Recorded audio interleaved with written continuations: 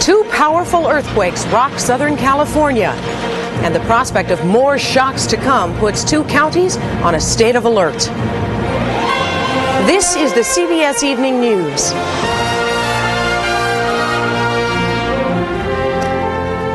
Good evening. I'm Edie Magnus, sitting in tonight for Connie Chung. By some accounts, the earth shook for a full minute when the first of two quakes rocked Southern California early this morning. It left one child dead and scores of people injured. The first quake measured 7.4 on the Richter scale. Its epicenter, Yucca Valley, a tiny community some 80 miles east of Los Angeles. 3 hours later, a second earthquake measuring 6.5 centered near Big Bear Lake in the San Bernardino Mountains. And as Ron Allen reports, Californians are bracing for still more devastating aftershocks.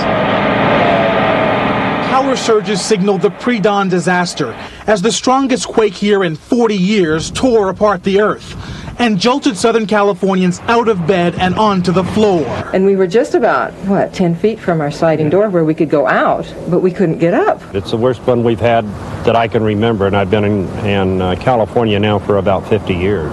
And this one lasted a long, long time. It'll pause for a few seconds and then start again.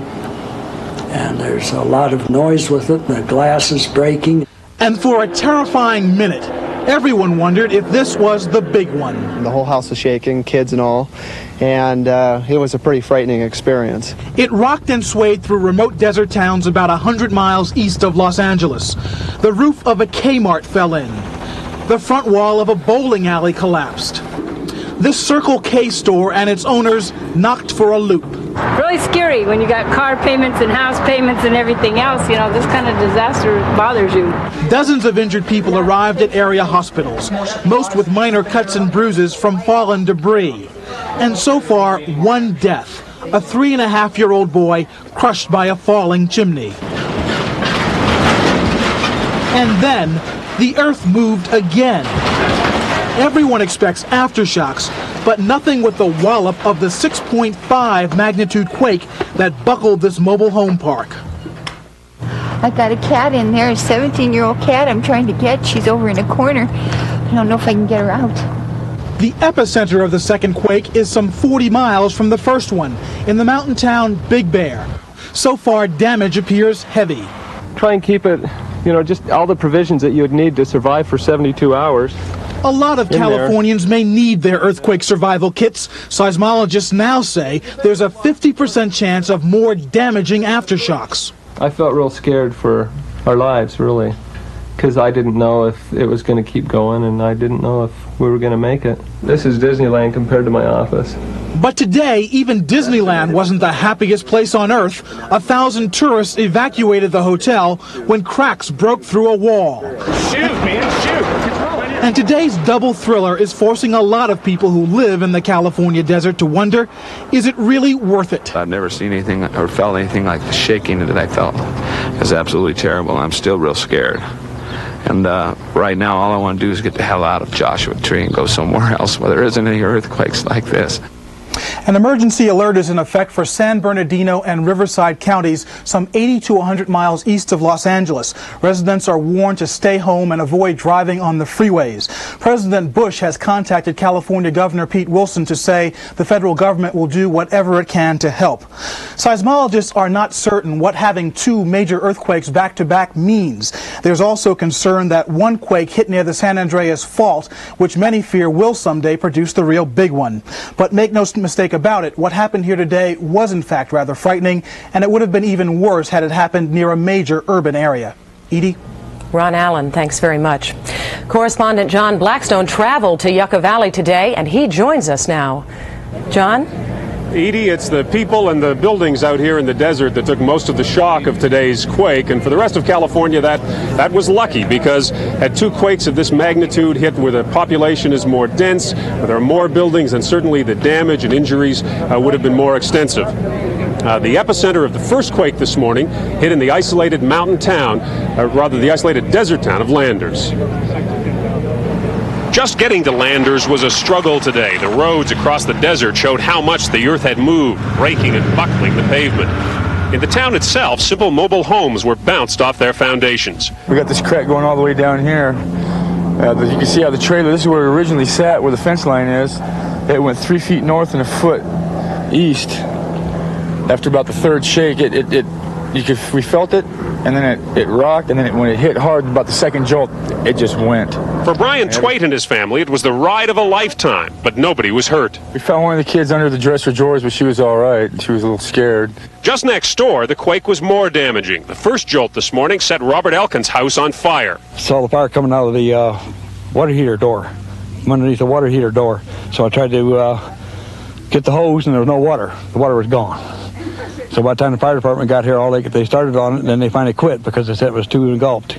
You know, they couldn't save anything at all in it. Most of Landers is without water. The town's 2 million gallon water tank was buckled like a beer can by the shock waves. 5,000 people live in Landers, mainly retirees and those who love the desert. Today, every one of them is cleaning up. People out here in the desert are accustomed to isolation. They're feeling a bit more isolated than usual out here now, with telephones out and the roads damaged. And of course, the desert absorbed most of the shock of these earthquakes. What has been damaged is what man's built out here. Edie? John Blackstone, thanks very much. Texans today are recovering from a natural disaster of a different sort. 6 tornadoes roared through the Texas Panhandle last night, injuring 9 people, destroying more than 100 homes and damaging another 200. Power lines are down, cars overturned, trees uprooted, and roofs smashed in. The hardest hit area is some 330 miles northwest of Dallas. A body found in a southern New Jersey pine forest last night was identified today, and it is Sidney Rizzo, the Exxon executive abducted outside his home at the end of April. Regina Blakely has details on the case and the couple who may be charged with Rizzo's murder. Investigators confirmed today that 12 hours of combing through a thick, tick-infested state park in southern New Jersey led them to the badly decomposed body of Exxon International president Sidney Rizzo, who had been missing 2 months. The location of Mr. Rizzo's remains was extremely remote, well guarded, and it would have been difficult, if not impossible, to have located under any other circumstances. Although authorities refused to specify how Rizzo died, it's believed he suffered a heart attack just days after his April 29th abduction. Nobody can say that a man who dies in captivity, having been abducted from his family, and having been held against his will, died of natural causes. 2 weeks ago, police arrested a New Jersey couple after they attempted to pick up ransom money. Arthur Seal, a former Exxon security guard, and his wife Irene were reportedly in financial trouble after he lost his job and demanded close to $20 million for Rizzo's return. Both have been charged with extortion and kidnapping. Officials would not confirm if Mrs. Seal directed investigators to Rizzo's body. It remains unbelievable to imagine that individuals driven solely by greed can end the life of an individual at 57 years old. Rizzo's abduction from the driveway of his suburban New Jersey home led to the most extensive FBI investigation since Patty Hearst was kidnapped nearly 20 years ago. Sid, please, if you can hear me. And that investigation led to Mrs. Rizzo appealing for her husband's safe return. Authorities appear to believe Rizzo was already dead at the time of the plea. Authorities say they will continue to look for others who might have been involved in Rizzo's abduction. Meanwhile, prosecutors plan to file murder charges against one or both of the Seals this week. Regina Blakely, CBS News, Morris Township, New Jersey.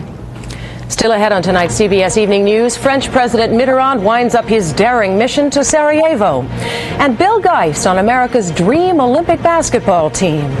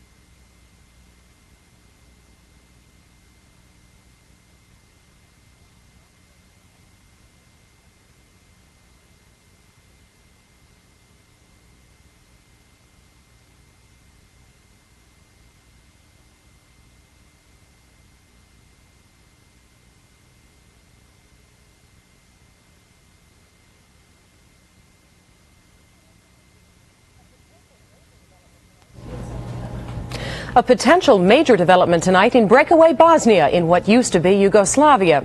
Serbia's news agency says Serb forces have turned over the Sarajevo airport to the United Nations, clearing the way for an airlift of relief supplies. Earlier, there was a dramatic attempt at personal diplomacy by the President of France. As we hear now from Bill McLaughlin.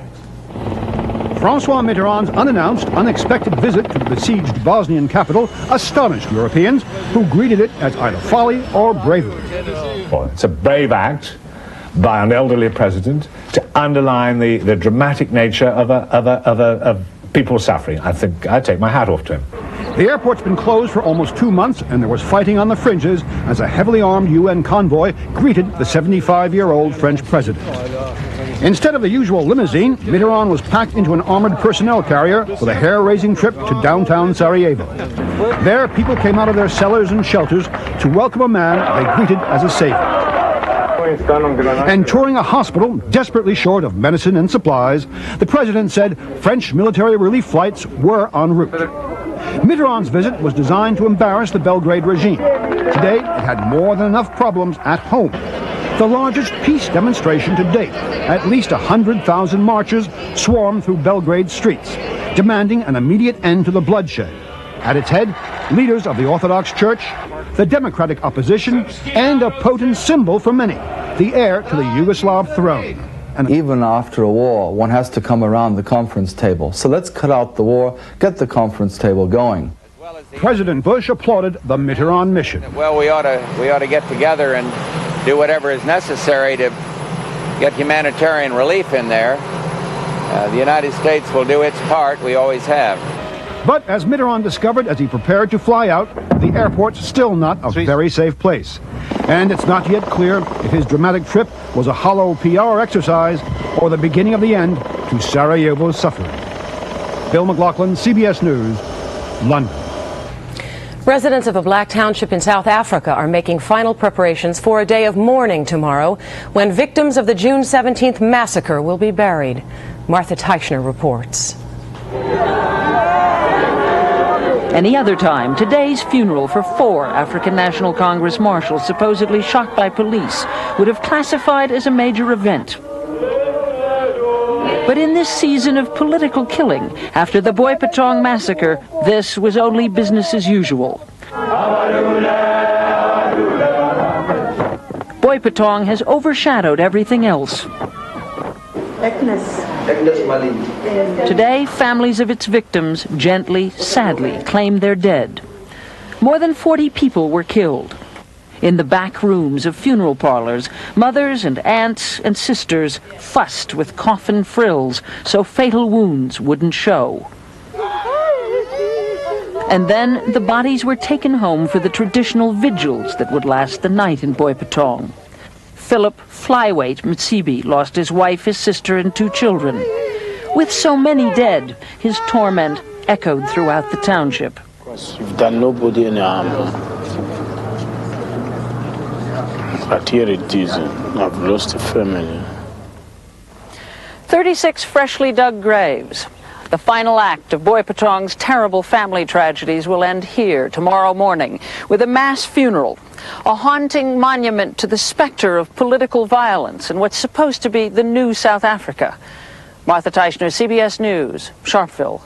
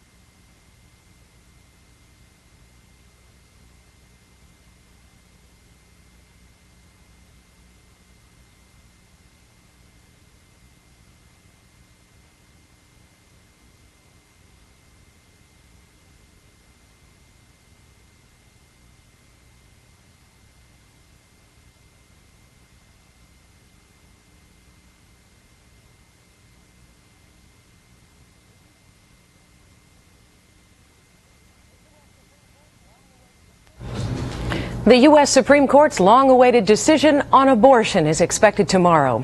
The justices are to rule on the constitutionality of Pennsylvania's strict abortion law, which requires a 24-hour waiting period, requires women to tell their husbands, and requires girls to get parental permission before having an abortion. Hundreds of thousands of gays and lesbians took to the streets today for gay pride parades in cities throughout the country. AIDS activists, ethnic groups, and political organizations all marched to show their support for gay rights and gay pride. Galvanized by the AIDS issue, gays and lesbians are more politically active than ever in this election year, and the candidates are paying attention. That's our Sunday cover, as gays come out and find their place on the political landscape. Let's staple gun all those across the front. This year, more than 100 openly gay and lesbian delegates will attend the Democratic National Convention. Lynn Greer of Columbus, Ohio, is one of them. We're going to be a force to reckon with in November. They'll represent a constituency which hopes to flex its political muscle. The gay and lesbian vote is large enough and can be concentrated enough in terms of voting as a bloc that it can make a tremendous difference to the candidate that's able to capture it. Right now, the man who's capturing their attention is Bill Clinton. I have a vision, and you're a part of it. I believe tomorrow will be better than today if we act. And we're all a part of the same community, and we'd better start behaving as if we are. The videotape of Clinton's address at a gay fundraiser in Los Angeles last month is now a feature attraction at similar events all over the country. Gay and lesbian activists are campaigning hard for the candidate they say supports their agenda on AIDS and other issues. We're concentrated in some very key states in the United States with respect to this election. So we offer him a lot of votes. And I think we can vote very much as a bloc. Undeclared candidate Ross Perot seems to have belatedly recognized that. After first declaring he wouldn't put homosexuals in sensitive positions in his cabinet, Perot met with gay leaders privately on a recent trip to California to listen to their concerns. The Republicans, by contrast, continue to stress so-called family values. They seem to think the family is an arbitrary arrangement of people who decide to live under the same roof, that fathers are dispensable, and that parents need not be married or even of opposite sexes. Even if gays were to vote as a bloc for Clinton, political analysts are not sure of the impact. I think Clinton's speech to the gays in California helps him in California and probably helps him in New York. But I think he is risking a backlash from the Bible Belt part of the country. Whether or not the gay vote is a determining factor in this fall's election, one thing is certain. The lesbian and gay community is demanding its place at the table, and it's being heard. We're part of the pie. We count too. And we're no longer going to be silent. And we're going to be out there and we're going to be counted. Analysts are uncertain just how much political power gays wield, but they're estimated to make up 10% of the population.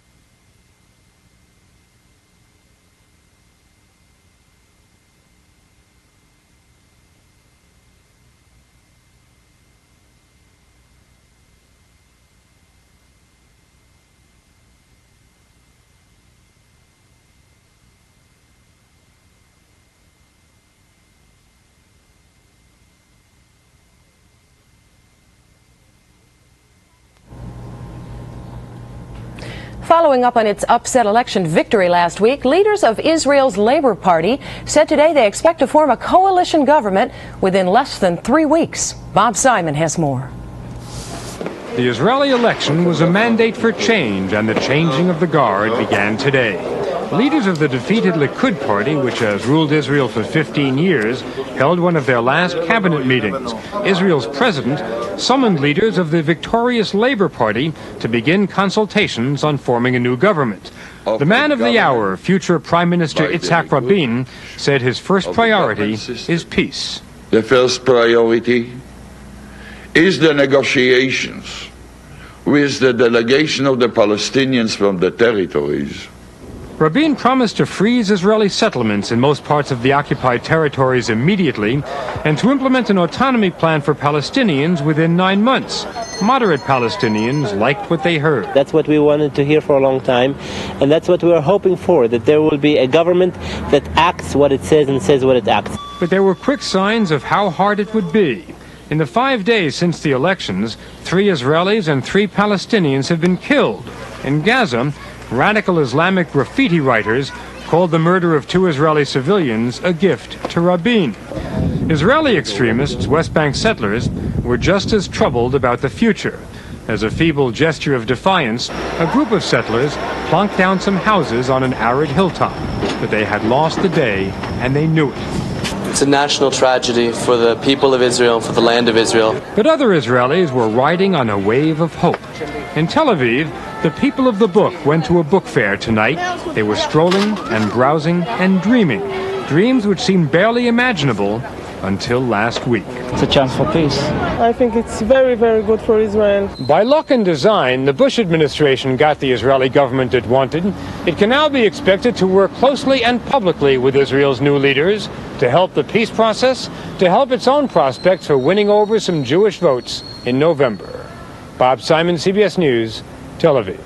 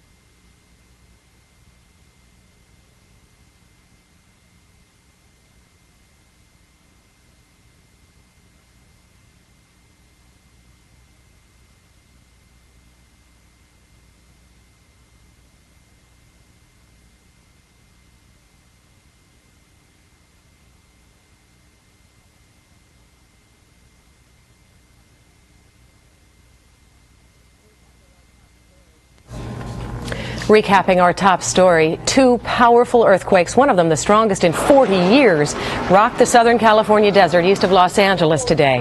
1 child was killed and more than 150 people have been injured. The quake buckled highways, damaged buildings, and knocked out power, and residents are bracing for more aftershocks. The U.S. Olympic basketball team made its debut today, trouncing Cuba at a qualifying tournament in Portland, Oregon. 4 of the 10 teams will advance to next month's games in Barcelona. Our Bill Geist has been wondering about the odds that the U.S. won't be one of them. If you're the kind of sportsman whose idea of fun is fishing with dynamite, you're going to love Olympic basketball this year. And now, the United States of America. The U.S. Olympic team took the floor for the first time today. The Dream Team, the greatest amalgam of basketball talent ever. Michael Jordan, Magic Johnson, Karl Malone, Charles Barkley, The team is frightening. We decided to use our best professionals on the Olympic basketball team after the Soviets beat us in 1988. Is it possible we overreacted? I mean, Larry Bird is probably going to be a sub on this team. The Venezuelan team seemed a bit ill at ease last week, preparing for a possible matchup with the U.S. Coach Julio Diaz thinks of the U.S. players as aliens. They are not human beings. It's another plateau, it's another galaxy of basketball. The Soviet Union and Yugoslavia have given the U.S. team problems in the past and could again this year, if they existed. How do you think Norway is going to match up? The competition in this week's qualifying round includes teams like Mexico, Uruguay, and Panama. Nothing wrong with Panama. Great bananas love their canal. It's just that the combined height and personal income of our 12 players is greater than that of their nation. The press tried to conjure up a little suspense last week by focusing on an injury to Patrick Ewing's thumb. Sort of like pointing out there's a bug on the windshield of Norman Schwarzkopf's Jeep. I suppose it'll be fun to watch for a quarter or two, but it's not sport exactly. It's more like duck hunting with Patriot missiles. You know the old adage, you can't win them all? Just watch.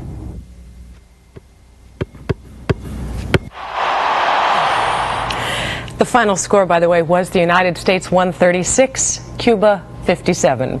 That's the CBS Evening News. Later, join Bill Plant for the CBS Sunday Night News. I'm Edie Magnus in New York. Good night.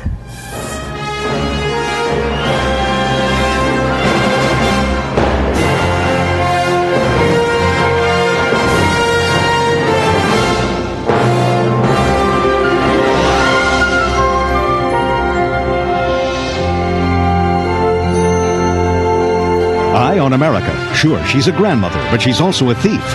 Why, if they can afford to pay, are so many people driven to steal? Eye on America on the CBS Evening News tomorrow. This is CBS.